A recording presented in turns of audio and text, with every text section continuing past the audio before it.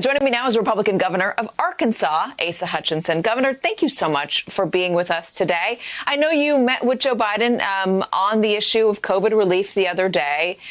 What did you walk away with? How did you walk away feeling? Are you on board for this relief package? Well, first of all, it was good to be able to brief the president on how we're doing in the states in terms of vaccine distribution and the steps we're taking to make sure it gets to the rural areas, just like you showed with South Dakota. But we did talk about the relief package, and there's obviously varying needs among the states.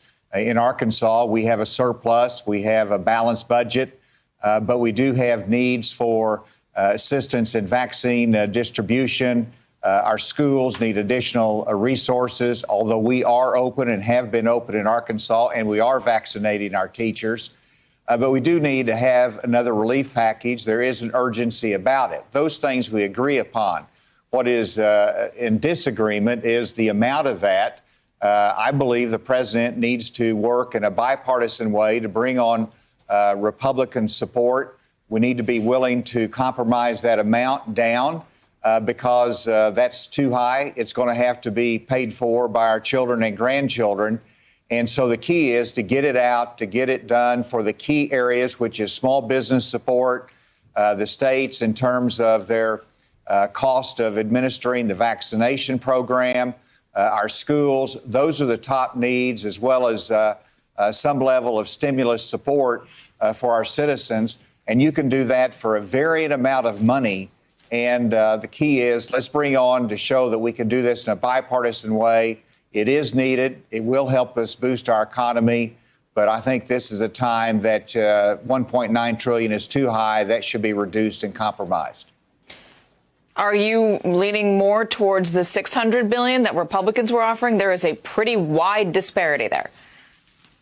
Well, there is, and there's a good middle ground. So I'm not going to specify what the amount is. But, well, you could split the difference there, and that's not a bad start, not a bad place to wind up, and you bring people together. Hopefully will continue negotiation, but it's a mistake for the Biden administration to say we're going to do this only with Democrat votes and not show the bipartisanship, the partnership that is needed. But also, it is important how that money is distributed, and that money should be distributed on a per capita basis, and it should not be based upon simply what the unemployment rates are in the state. That is the only fair and equitable way to do it, and I think there's a conversation going on about that as well. In looking at what's going on around the country, though, I mean, your state has a budget surplus. That is great. Other states were more heavily affected by this pandemic through a loss of tourism, a loss of tax revenue, et cetera. It just didn't evenly hit each individual state. 70% of the public is on board for $1.9 trillion. You heard their Republican counterpart, governor of West Virginia, saying you can't go too big. We need this money. The Republican mayor of Oklahoma City saying you can't go too big. We need this money. There are other examples of Republicans across the country in leadership positions who are not in Congress saying the same. So I wonder if when you say it's a mistake, who is it a mistake by? Is it a mistake by the elected leaders who aren't listening to the 70% of the country that need it, or aren't listening to the states that say they really need it? Or is it a mistake to ignore it? Or is it a mistake to just not ignore them and go ahead with what you're saying? 1.9 trillion is not a magical figure.